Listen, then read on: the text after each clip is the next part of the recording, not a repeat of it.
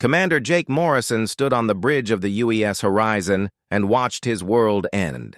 The massive screens around him showed star systems dying one by one. Each red dot that vanished from the galactic map meant billions of lives lost forever. The emergency signals had started 3 hours ago. Now, they were stopping. Not because the danger was over, but because there was no one left to send them. The first message came from Alpha Centauri. Captain Rodriguez had been leading a mining operation there when the sensors picked up something impossible. Space itself was disappearing. Not being destroyed or consumed, but simply ceasing to exist. The signal cut off mid-sentence. When the Horizon tried to contact the colony, they found nothing. Not debris, not radiation, not even empty space. Just a hole in reality where 4 billion people used to live. The second message came from Proxima, Station. Admiral Parker's voice was calm but urgent as he described the same phenomenon. Something was eating reality itself, leaving behind zones of absolute nothing. The transmission lasted exactly 47 seconds before it too went silent. Long-range sensors confirmed what everyone feared. The Proxima system had vanished completely. Dr. Lisa Carter ran her hands through her hair as she studied the readings. She had spent 15 years studying space and thought she understood how the universe worked. Stars burned fuel and created energy. Planets orbited in predictable patterns. Ships traveled through space using known physics. But this defied everything. Matter and energy were simply disappearing without any trace of where they went. The third message changed everything. It came from the Galactic Confederation Council, the alliance of alien species that had existed for millions of years. These beings had technology that humans could barely understand. They had survived cosmic disasters that destroyed entire star clusters. They had seen the birth and death of countless civilizations, but their message was simple and terrifying. The void has awakened. All species must flee beyond the galactic rim immediately. There is no defense against this force. Evacuation protocols are now in effect. This is not a request. This is survival. Jake Morrison had met members of the Confederation before, the Altarians with their crystal bodies that could process information faster than any human computer. The Vegan Collective with their hive minds that could coordinate millions of ships across vast distances. The Ancient Ones from Rigel, who had been exploring space when Earth was still covered in ice. These species had never shown fear before. They faced every challenge with calm confidence born from millions of years of experience. But now they were running. Chief Engineer Ryan Brooks pulled up the tactical display. Red zones marked the areas where reality had been consumed. They formed a rough pattern spreading outward from the galactic core. Whatever was causing this destruction was moving, fast and getting faster. At this rate, it would reach the outer rim colonies within days and Earth itself within 2 weeks. The alien refugee fleets were already moving, thousands of ships from dozens of species streaming toward the edge of the galaxy.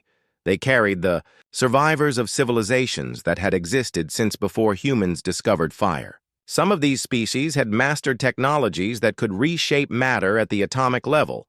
Others had learned to manipulate time itself. A few had even developed ways to exist in multiple dimensions simultaneously. None of it mattered against the void. Amy Rodriguez's image appeared on the main screen.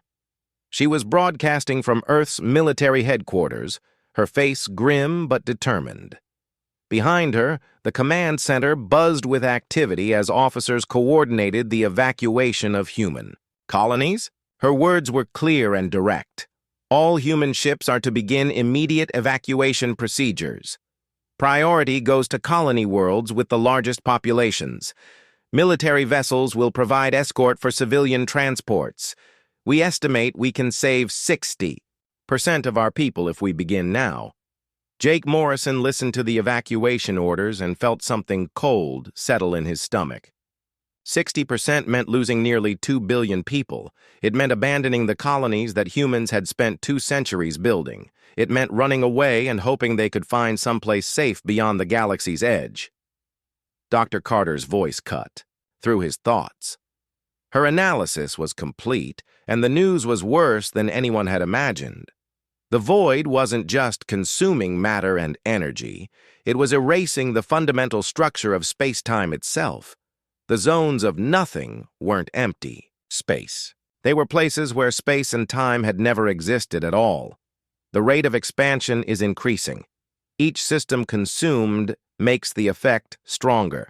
If this continues, the entire galaxy will be gone within 6 months. Morrison walked to the observation deck and stared out at the stars. Somewhere out there, ancient civilizations were abandoning their homeworlds. Species that had survived for millions of years were fleeing in terror from something they couldn't fight or understand. The smart choice was obvious. Join the evacuation.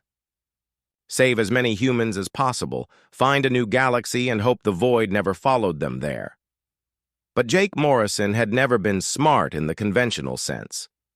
He had been the youngest person ever promoted to command rank in the human fleet. Not because he followed orders or played it safe, but because he had a talent for finding solutions that others missed. He looked at problems from angles that more experienced officers would never consider. Standing there in the darkness between stars, Morrison made a decision that would either save humanity or doom them all. He activated the ship's communication system and sent a message to every human vessel in the galaxy. His words were simple, but they carried the weight of their entire species' future. This is Commander Morrison of the UES Horizon. All ships are ordered to maintain position and await further instructions. We are not evacuating. We are not running. Humanity stands and fights. The silence that followed Morrison's announcement lasted exactly 12 seconds. Then the communication channels exploded with voices, ship captains demanding explanations, military officers questioning his authority, colony administrators begging him to reconsider. Through it all, Morrison stood calmly on the bridge of the horizon and waited for the noise to die down. Dr. Lisa Carter was the first to speak when the channels finally cleared. Her voice carried the weight of scientific certainty and absolute terror.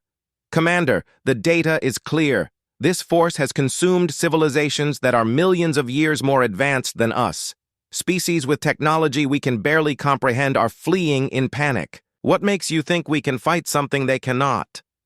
Morrison turned to face his senior staff. Each face showed the same expression of disbelief mixed with desperate hope. They trusted him because he had never led them wrong before. But this decision seemed like madness.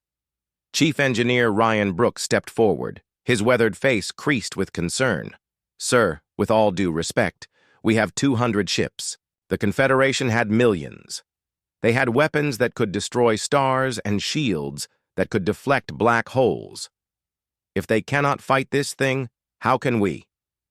Morrison walked to the central command console and activated the holographic display. The galaxy appeared before them, beautiful and vast, with red zones marking the areas consumed by the void. The pattern of destruction was clear. It moved outward in waves, each pulse stronger than the last. At the current rate, everything they had ever known would be gone within months. Ryan, tell them about the quantum resonance drive. Brooks hesitated. The QR drive was humanity's greatest secret and most dangerous technology. It was the reason human ships could travel faster than light despite being centuries behind alien civilizations in most areas of science. But it was also incredibly risky. The alien species had examined human technology when first contact was made. Their scientists had declared the QR drive fundamentally flawed and impossibly dangerous. The quantum resonance drive works by punching holes through the quantum foam of reality itself. It creates temporary tiers in space-time that allow ships to travel between distant points instantly. The Confederation considers it barbaric because it risks creating cascade failures that could destroy entire star systems. Dr. Carter pulled up the technical specifications on her tablet. The alien scientists had been horrified when they first saw how humans achieved faster-than-light travel. Their own methods were safe and predictable, developed over millions of years of careful research. They manipulated gravity wells and folded space using precise mathematical formulas. Human technology was crude by comparison, like using explosives to open a locked door instead of finding the key. But Morrison had been thinking about this difference for months. Human technology was dangerous because humans were willing to take risks that other species would never consider. While aliens spent centuries perfecting each advancement, humans threw themselves at problems with reckless enthusiasm. They built things that barely worked and then improved them through trial and error. Lisa, what did your analysis of the void zones show? Carter hesitated before answering. The readings were unlike anything in known physics. The void zones weren't empty space or even vacuum.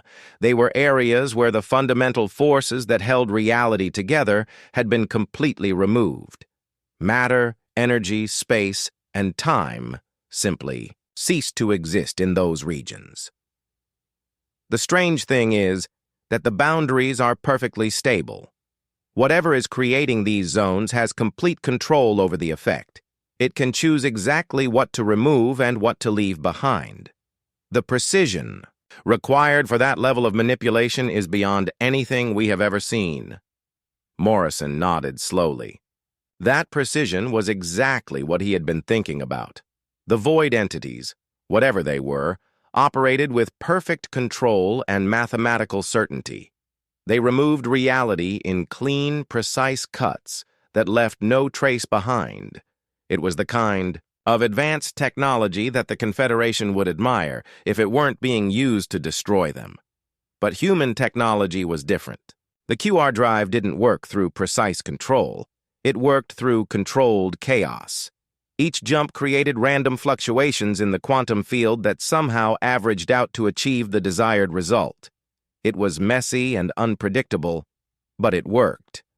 Ryan, what would happen if we activated every QR drive in the fleet simultaneously in the same location? Brooks went pale. Sir, that would create a massive cascade failure. The quantum fluctuations would feed off each other and create a zone of pure chaos. Space and time would become completely unstable. Anything caught in the effect would be torn apart at the subatomic level. Morrison turned to the tactical display. The red zones showed where the void had consumed reality with perfect precision. But what if they hit it with something that was the exact opposite of precise? What if they created a zone of pure random chaos and threw it at something that relied on perfect order? The idea was insane. It violated every principle of safe engineering that humans had learned from the alien species. The Confederation had spent millions of years developing safe, predictable technologies. They had warned humanity repeatedly about the dangers of their reckless approach to science. But the Confederation was running away. Captain Amy Rodriguez appeared on the main screen, broadcasting from Earth's military command. Her expression was grim as she delivered her report. The evacuation fleets were making good progress, but they were running out of time. The void was accelerating its expansion, consuming star systems faster than the refugee ships could escape. Commander, Morrison, I need to know your plan. We have civilian transports loaded with families waiting for orders. If you have a way to fight this thing, tell me now. If not, we need to get these people to safety. Morrison looked at the faces around him. Dr. Carter with her scientific training that told her this was impossible. Engineer Brooks with his knowledge of the terrible risks they would be taking. Captain Rodriguez with her responsibility for millions of civilian lives. They were all waiting for him to make a decision that would determine the fate of their entire species. The plan is simple. We are going to hit the void with something it has never encountered before. Pure quantum chaos generated by human technology. The aliens say our drives are dangerous and unpredictable. That is exactly what we need right now. Carter shook her head. Commander, Even if this works, the cascade failure could destroy our own ships. We would be sacrificing ourselves on the chance that we might slow this thing down. Morrison walked to the observation deck and looked out at the stars. In the distance, he could see the lights of the evacuation fleets, thousands of ships carrying the survivors of a dozen species toward an uncertain future. They were following the smart plan, the safe plan, the plan that every rational being in the galaxy had chosen. But humanity had never been entirely rational. Amy, begin rallying every human ship in the galaxy. Military, civilian, cargo haulers, research vessels, everything that has a QR drive. We are going to make our stand at Tau Ceti. If this works, we save the galaxy. If it fails, at least we go down fighting. Rodriguez saluted through the screen. Understood, Commander. I will send the word. Humanity stands together. As the communication ended, Morrison turned back to his crew. The fear was still there, but it was mixed with something else now. The same reckless determination that had driven humans to explore space when they barely understood how their own ships worked. The willingness to attempt the impossible when everything depended on it. Ryan, begin preparations for Operation Chaos. Lisa, I need you to calculate the exact quantum resonance frequency we will need. Amy, coordinate the fleet movements. In 72 hours, we are going to show the universe what humans do when someone tells us something is impossible. The human fleet assembled at Tau Ceti looked pitiful compared to the massive armadas that the alien civilizations had fielded in their long histories. 200 ships of various sizes and designs, from massive military cruisers to small cargo haulers that had been pressed into service. Each vessel carried a quantum resonance drive, the dangerous technology that had allowed humanity to reach the stars despite their primitive understanding of advanced physics. Commander Morrison stood on the bridge of the horizon and watched the final preparations. Chief Engineer Brooks was running diagnostics on every QR drive in the fleet, making sure they could achieve perfect synchronization when the moment came. Dr. Carter had calculated the precise frequency needed to create maximum quantum chaos. Captain Rodriguez coordinated the defensive positions, though everyone knew their conventional weapons would be useless against what was coming. The void was 3 hours away. Long-range sensors showed the approaching phenomenon as a wall of absolute nothingness moving through space at incredible speed. It had consumed the Rigel system 6 hours ago, erasing an alien civilization that had existed for 50 million years. The precision was terrifying. Planets, stars, space stations, and even the fundamental fabric of space-time itself simply ceased to exist as the void passed through. Morrison received a final communication from the Confederation evacuation fleet. Admiral Corvash of the Altarian Republic appeared on screen, his crystalline features reflecting the light from his ship's bridge. His words carried the weight of ancient wisdom and deep concern. Commander Morrison, our long-range sensors show. You have positioned your fleet directly in the path of the void. This is madness. Your species has existed for less than 1,000 years. You cannot succeed where civilizations millions of years older have failed. Please reconsider and join the evacuation while there is still time. Morrison looked at the alien admiral with respect, but not fear. The Altarians had been exploring space when humans were still learning to make fire. They had survived cosmic disasters that destroyed entire star clusters. Their technology could reshape matter at the quantum level and manipulate the flow of time itself. But for all their advancement, they had never faced anything like the void. Admiral Corvash, humanity appreciates your concern, but we have never been very good at running away from impossible odds. Our species has a saying. When someone tells you something cannot be done, that just means no one has been crazy enough to try it yet. The alien admiral's expression showed confusion mixed with what might have been admiration. In all his centuries of existence, he had never encountered a species that responded to overwhelming danger with such reckless confidence. The human approach to problem-solving defied every principle of rational thought that advanced civilizations had developed over millions of years. Commander, even if your quantum technology affects the void entities, the cascade failure will destroy your own ships. You are choosing certain death on the hope of achieving the impossible. Morrison smiled grimly. That is exactly the kind of choice humans make best. We will transmit our technical data to your fleet. If this works, you can use our methods to fight back. If it fails, at least someone will know we tried. The communication ended as the void reached the outer edge of the Tau Ceti system. The effect was visible on every sensor array in the fleet. Space itself began to disappear in an expanding sphere of perfect nothingness. The system's outer planets vanished without trace or debris. The star's light simply stopped at the boundary, where normal reality ended and absolute void began. Dr. Carter's voice was steady despite the terror in her eyes. Commander, the void entities are not physical beings in any sense we understand. They exist in the spaces between dimensions, manipulating reality from outside normal space-time. Our conventional physics cannot even detect them directly. Morrison nodded and activated the fleet communication system. 200 ships waited for his orders, their crews knowing they were about to attempt something that every expert in the galaxy had declared impossible. The smart choice would be to retreat and join the evacuation. The safe choice would be to preserve human lives for a future that might never come. But humans had not reached the stars by making safe choices. All ships, this is Commander Morrison. In 60 seconds, we will activate every quantum resonance, drive simultaneously at maximum output.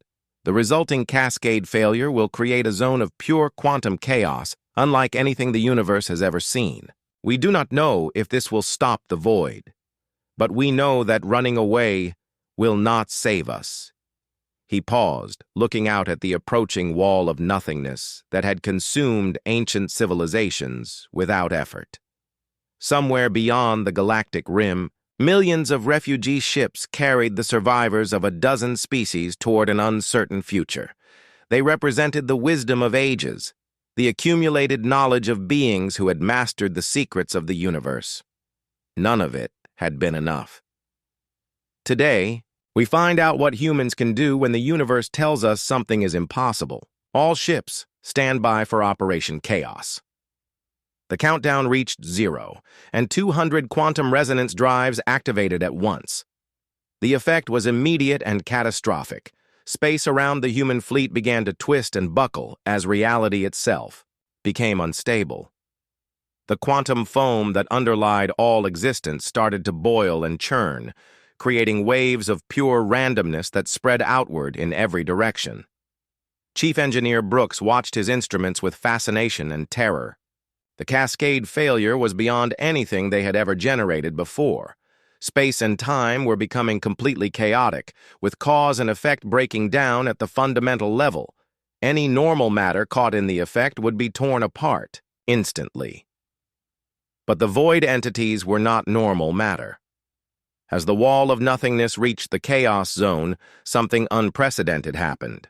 The perfect boundary that marked the edge of consumed reality began to fluctuate and waver. For the first time in cosmic history, the void's advance slowed and then stopped completely. The entities that existed between dimensions seemed confused by the random quantum fluctuations that defied every law of physics they understood.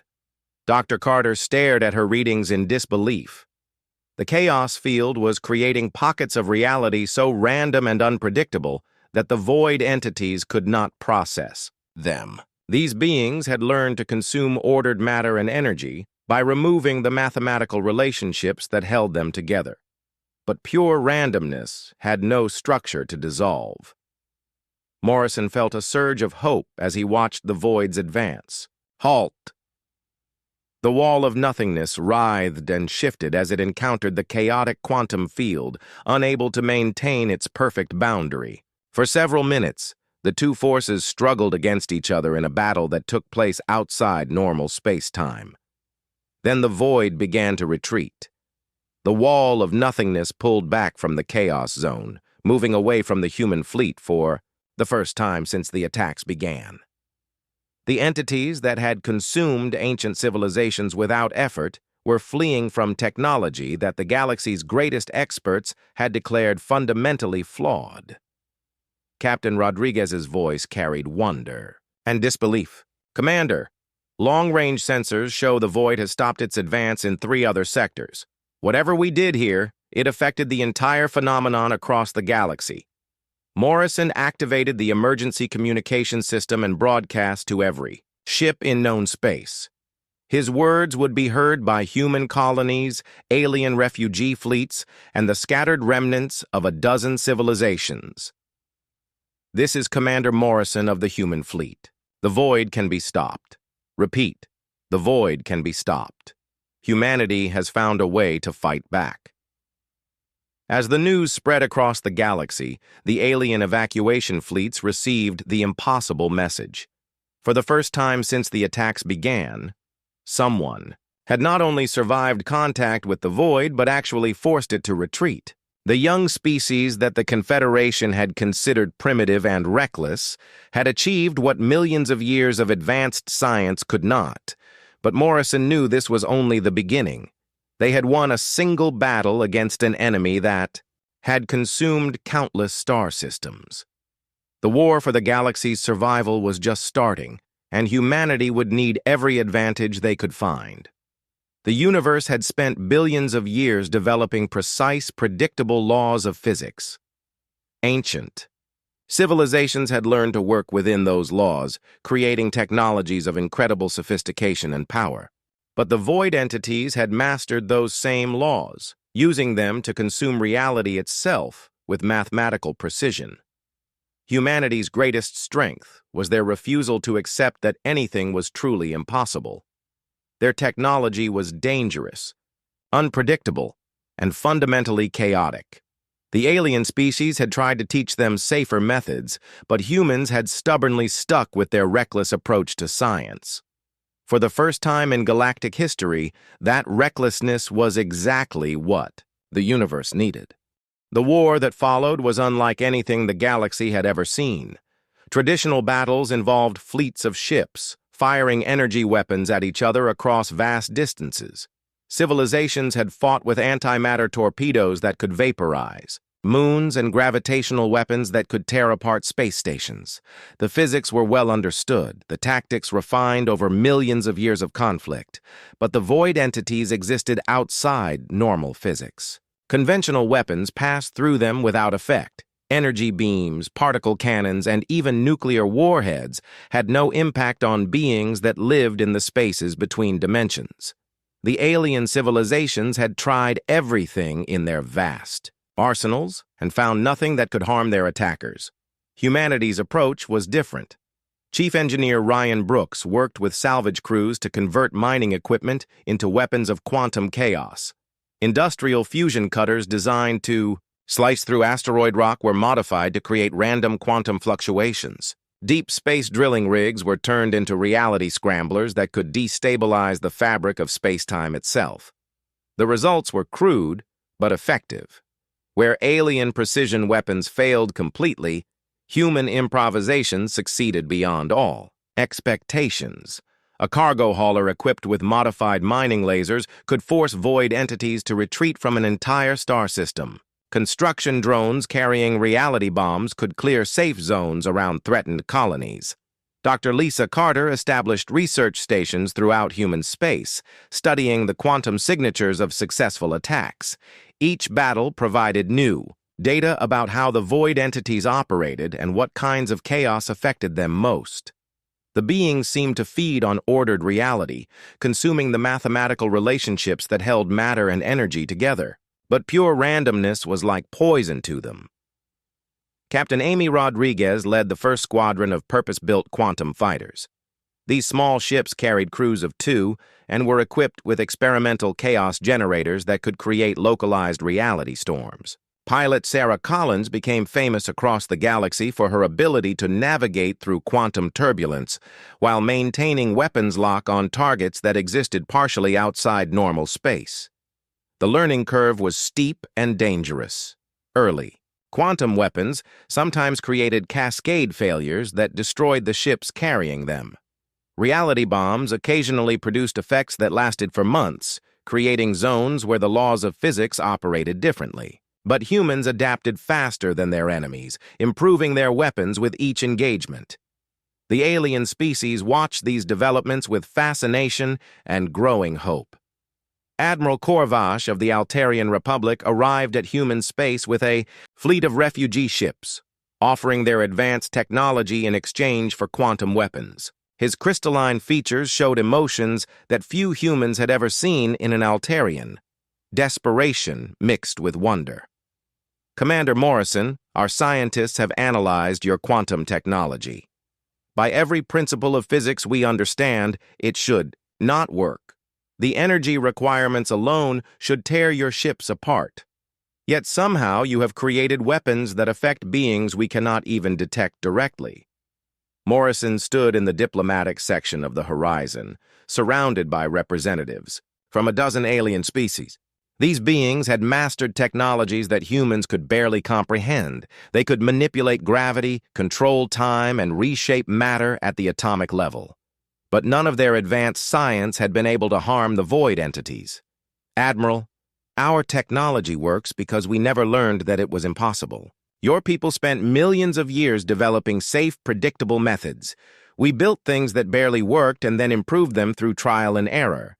The Vegan Collective Representative, a being whose consciousness existed across multiple bodies simultaneously, spoke through several voices at once. We offer you our gravitational manipulation technology. Combined with your quantum chaos generators, we could create weapons of unprecedented power. Other species made similar offers. The ancient ones from Rigel shared their temporal manipulation devices. The crystalline engineers provided matter reconstruction techniques. The deep void nomads contributed their knowledge of interdimensional physics. Each species brought technologies that had taken millions of years to develop. But there was a problem. When alien precision technology was combined with human chaos generators, the results were often catastrophic failures. The careful mathematical relationships that made alien technology work were disrupted by the random quantum fluctuations that powered human weapons. Attempts to create hybrid systems usually ended with spectacular explosions. Dr. Carter worked with alien scientists to find solutions, but the fundamental problem remained. Human technology succeeded precisely because it was chaotic and unpredictable. Alien technology worked because it was precise and controlled. The two approaches were fundamentally incompatible. Scientist Tom Bradley made the breakthrough that changed everything. Instead of trying to combine technologies, he proposed using them in sequence. Alien precision weapons could be used to create specific conditions in space-time. Then, human chaos generators could destabilize those conditions, creating directed quantum storms that were far more powerful than either technology could achieve alone. The first combined operation took place in the Vega system, where void entities had consumed 3 planets and were approaching the main colony world. A fleet of Altarian ships used their gravitational manipulators to create artificial space-time curvatures around the entities. Then human quantum fighters unleashed chaos, storms that turned those precisely controlled curvatures into expanding zones of reality breakdown. The results exceeded all expectations. The void entities didn't just retreat from the chaos zones, they were actually damaged by the directed quantum storms, losing coherence and fading back into the dimensional spaces where they originated. For the first time since the war began, the entities had been not just repelled, but actually hurt. Word of the victory spread across the galaxy through quantum communication networks. Refugee fleets that had been fleeing toward the galactic rim began to turn around. Colony worlds that had been abandoned were reclaimed. The hopeless evacuation became a campaign of reconquest. But the void entities were learning too. After the disaster at Vega, they began to approach human-defended systems indirectly, sending smaller manifestations to probe for weaknesses. They learned to recognize the quantum signatures of human weapons and developed tactics to avoid the most dangerous. Chaos zones. The war became a deadly game of innovation and adaptation. Humans developed new types of reality bombs that created different patterns of quantum chaos. The entities responded by changing their manifestation techniques, appearing in forms that were less vulnerable to random fluctuations. Each side pushed the other to evolve faster, creating an arms race between order and chaos. Engineer Brooks created quantum mines that could be deployed around threatened systems. These devices remained dormant until void entities approached, then activated to create expanding spheres of controlled chaos. Pilot Collins developed new flying techniques that allowed her squadron to fight inside quantum storm zones where normal matter became unstable. The alien species contributed their own innovations. The temporal engineers created time-locked zones, where causality became circular, trapping void entities in loops they could not escape. The matter shapers built construct beings that existed partially outside normal reality, allowing them to fight the entities on more equal terms. Months passed as the war raged across dozens of star systems. Humans and aliens worked together with increasing effectiveness, combining precise alien science with chaotic human innovation. The void entities were being pushed back system by system, but they were far from defeated. Dr. Carter's analysis showed that the entities were not just random attackers. They had a purpose and a plan that extended far beyond simple destruction. The patterns of their attacks suggested they were trying to reach something specific at the galactic core, something that would give them power over reality itself. Morrison realized that stopping individual void manifestations was not enough. They needed to strike at the source of the phenomenon itself. Somewhere in the heart of the galaxy, something was calling these entities into normal space and giving them the power to consume entire civilizations. The final phase of the war would require humanity to do what they did best, attempt something that every expert declared impossible. They would have to travel to the center of the galaxy, into the realm where the void entities originated, and find a way to stop them at their source. Captain Rodriguez assembled the largest fleet in human history. Ships from every colony world, equipped with the most advanced quantum weapons they could build. Alien vessels joined them, carrying technologies that had never been used in combination before. Together, they would make the ultimate gamble. The universe was about to learn whether chaos or order would determine the fate of all reality. Dr. Lisa Carter made the discovery that changed everything while analyzing quantum resonance patterns from the galactic core. She had been studying the data for weeks, trying to understand why the void entities seemed drawn to that specific region of space. The readings showed massive gravitational anomalies and temporal distortions that suggested something vast and ancient existed at the galaxy's center. But the true revelation came when she compared the quantum signatures with historical data from alien archives. The patterns matched readings that the ancient ones had recorded 50 million years ago during an event they called the Great Silence. According to their records, entire regions of the galaxy had simply stopped existing for brief periods before, returning to normal. Commander Morrison studied the ancient data files with growing understanding and horror. The void entities were not invaders from another dimension. They were antibodies created by the universe itself to fight against what it perceived as an infection. Every thinking species, every act of creation, every moment of consciousness added complexity to reality and pushed the universe further from its original state of perfect emptiness.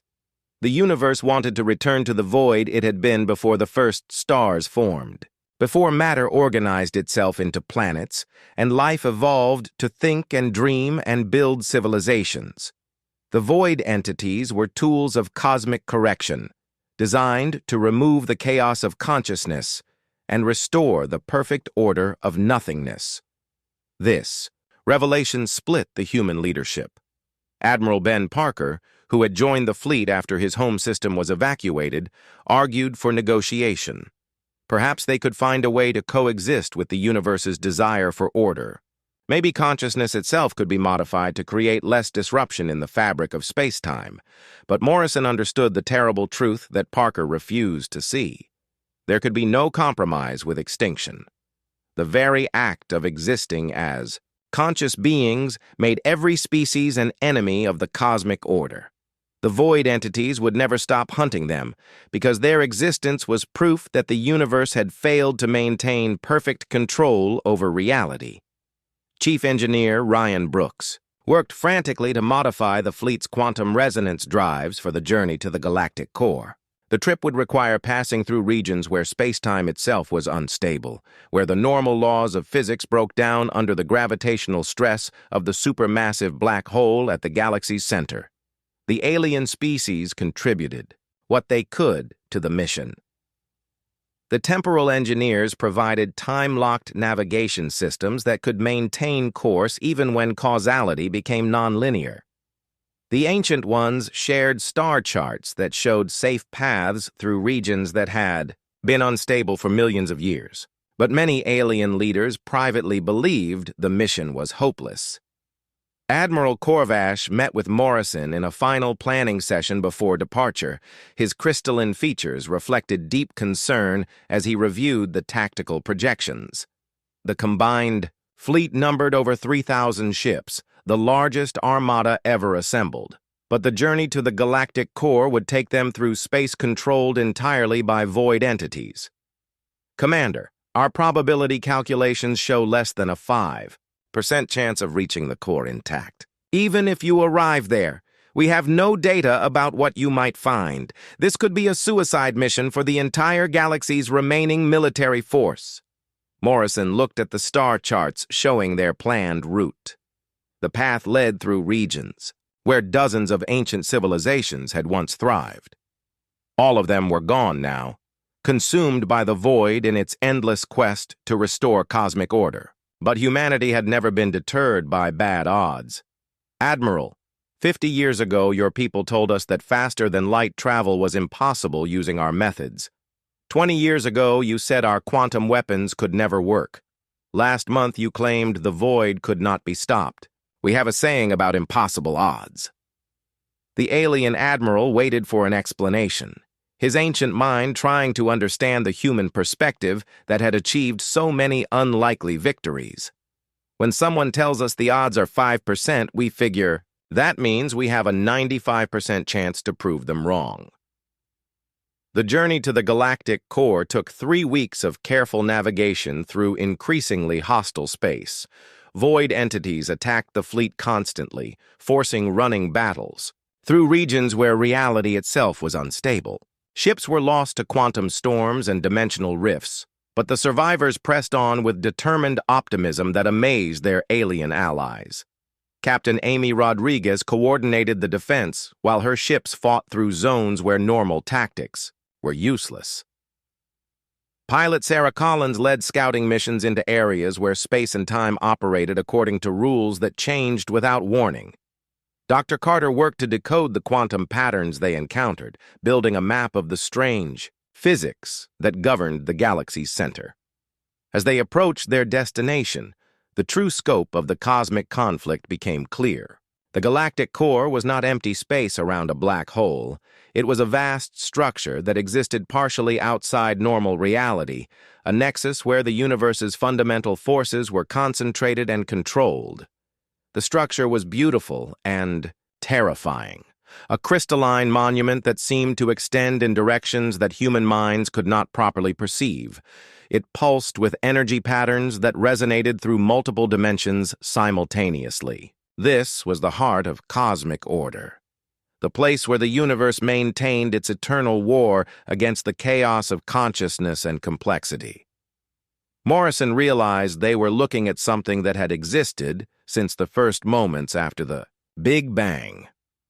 When matter and energy had organized themselves into the first stable patterns, the universe had created this control system to prevent further deviation from perfect emptiness. Every civilization that had ever existed had been fighting against this ancient mechanism without knowing it. The void entities were not just weapons, they were extensions of the core itself, manifestations of the universe's will to maintain absolute order. Destroying individual entities was like cutting off the fingers of a vast hand that could simply grow new ones. To stop the phenomenon permanently, they would need to attack the source. Engineer Brooks analyzed the core's energy signatures and made a disturbing discovery. The structure was powered by a form of negative entropy that fed on the breakdown of organized complexity. Every time the void entities consumed a civilization, the energy released made the core stronger and more capable of creating additional entities. The universe had designed a perfect system for eliminating consciousness. Each victory made it stronger. Each defeat taught it new tactics. Over billions of years, it had consumed countless species and grown more sophisticated with each success. Only humanity's chaotic approach to physics had provided something it could not easily adapt to counter. Dr. Carter calculated what would be required to disrupt the core's operations. The quantum chaos generators would need to be overloaded beyond all safety limits, creating a reality storm so intense it could destabilize the fundamental forces that held the structure together. The energy requirements were enormous, and the cascade failure would almost certainly destroy every ship in the fleet. Morrison gathered his senior staff for a final briefing. Around them, the combined fleet maintained position at the edge of the core's influence, waiting for orders that would determine the fate of consciousness in the galaxy. The alien representatives listened with expressions ranging from hope to resignation as the human commander outlined the plan. We are going to create the largest quantum chaos field in galactic history. Every ship will overload its quantum resonance, drive simultaneously, generating random fluctuations powerful enough to disrupt the core's control over local space-time. The feedback will destroy our fleet, but it might give the universe's consciousness a chance to survive. Admiral Parker objected. Immediately, Commander, you are asking 3,000 crews to sacrifice themselves on the possibility that this might work. We could retreat, find another galaxy, start over somewhere the void has never reached. Morrison looked out at the ancient structure that had orchestrated the death of countless civilizations. Running away would only delay the inevitable. The universe's desire for perfect order was not limited to a single galaxy. Eventually, the void would find them wherever they went. Ben, consciousness is not an infection. It is the universe learning to understand itself. Every thought, every dream, every act of creation adds something valuable to reality. We are not going to apologize for existing. The vote was unanimous. Human crews and alien allies alike agreed to make the ultimate sacrifice for the chance to preserve consciousness in the universe. They would strike at the heart of cosmic order itself and hope that chaos would prove stronger than the ancient desire for perfect emptiness. As the fleet prepared for its final mission, Morrison sent a message to every human colony and alien refugee group. His words would be remembered long after the battle was over, regardless of its outcome. This is Commander Morrison speaking to all free minds in the galaxy. Today, we fight for the right of consciousness to exist in a universe that considers us, an error to be corrected. We may not survive this battle, but we will not go quietly into the void that awaits us. Chaos and complexity are not flaws in reality. They are features that make existence worth preserving. The final battle began with 3,000 ships moving as one toward the cosmic core. The ancient structure that controlled the universe's war against consciousness pulsed with increasing energy as it detected the approaching threat. Void entities, materialized by the millions, forming a barrier of absolute nothingness around their source. Commander Morrison stood on the bridge of the horizon and watched reality itself prepare to defend cosmic order. The entities were different here at the core, more complex and powerful than anything they had faced before. These were not simple manifestations, but the original forms that existed at the intersection of multiple dimensions. Chief Engineer Ryan Brooks monitored the quantum resonance readings as the fleet approached the point of no return. Every ship would need to overload its drive simultaneously to create the cascade failure necessary to disrupt the core. The timing had to be perfect, and there would be no second chances. Dr. Lisa Carter tracked the energy patterns flowing between the core and its defending entities. The structure was channeling power through pathways that existed outside normal spacetime, maintaining perfect coordination across impossible distances. This was technology that predated the formation of galaxies, designed by the universe itself. To maintain eternal order, the alien ships fought alongside their human allies with desperate courage. Admiral Corvash led a squadron of Altarian vessels in a diversionary attack, their crystalline hulls reflecting the strange energies that filled the space around the core. The Ancient Ones deployed temporal weapons that trapped void entities in causal loops. The Vegan Collective used their hive mind coordination to maintain fleet cohesion as reality became increasingly unstable. But the defenders were overwhelming. For every entity destroyed, 10 more took its place. The core was drawing power from across the galaxy, converting the ordered energy of stars and planets into weapons of absolute negation. The combined fleet was being pushed back, despite their advanced quantum weapons. Captain Amy Rodriguez coordinated the retreat as ship after ship fell to entities that could erase matter from existence with a touch. Her tactical displays showed the harsh mathematics of the battle. At the current rate of attrition, the fleet would be destroyed long before they could reach the core. Morrison made the decision that would be remembered across the galaxy for millennia. Instead of continuing the hopeless assault, he ordered the fleet to form a protective sphere around the horizon. His ship would make the final approach alone, using every quantum drive in the fleet to create a localized chaos field that might survive long enough to reach the target. This is Commander Morrison to all ships. Form defensive positions and prepare to channel your quantum resonance through the horizon's drive matrix. We are going to create a reality storm unlike anything the universe has ever seen. The plan was insane even by human standards. Channeling the output of 3,000 quantum drives through a single ship would create forces that no known technology could contain. The horizon would be torn apart at the subatomic level long before it reached the core. But Morrison had one advantage that the cosmic order could not predict or counter. He was willing to die for an idea. As the fleet formed its protective formation, alien commanders sent final messages to their human allies. These beings had lived for millions of years and seen the rise and fall of countless civilizations. But they had never encountered a species that responded to impossible odds with such determined optimism.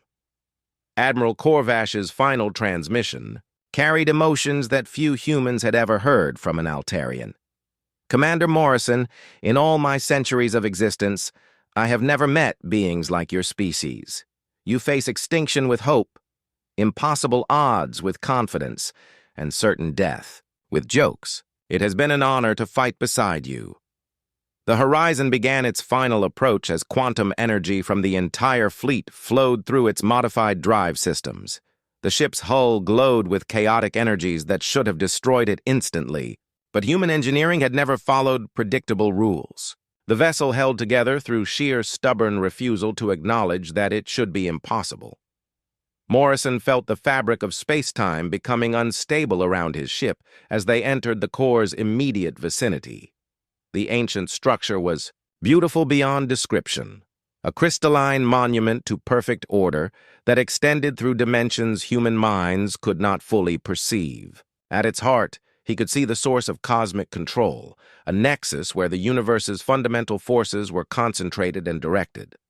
Engineer Brooks reported cascade failures throughout the ship's systems as the quantum overload reached critical levels.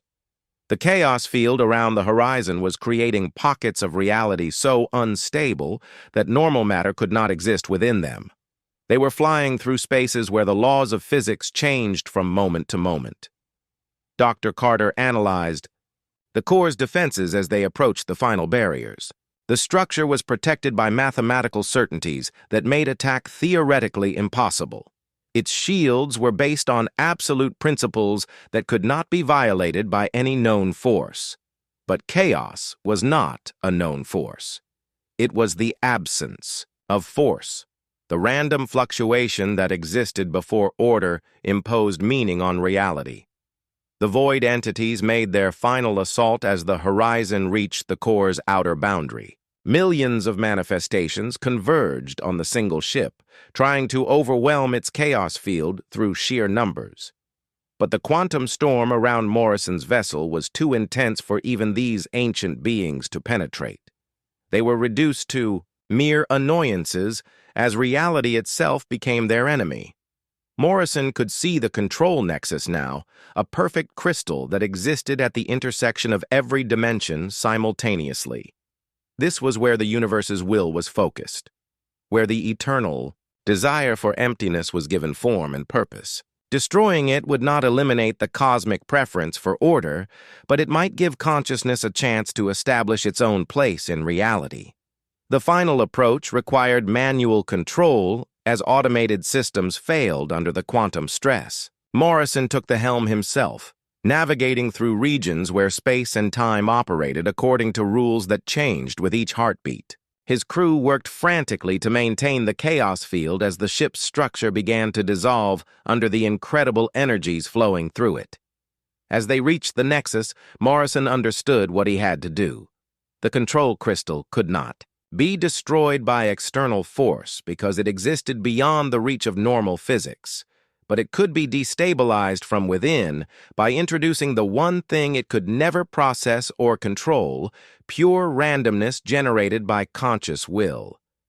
Morrison activated the ship's final quantum pulse and flew the horizon directly into the nexus itself. As the vessel passed through the crystal's surface, the concentrated chaos field began to interact with the fundamental forces that maintained cosmic order. The perfect mathematical relationships that held the structure together became unstable, as random fluctuations spread through the control matrix.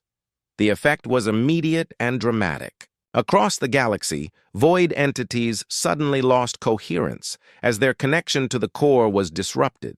The ancient network that had coordinated the universe's war against consciousness began to break down as chaos, infected its most basic operating principles.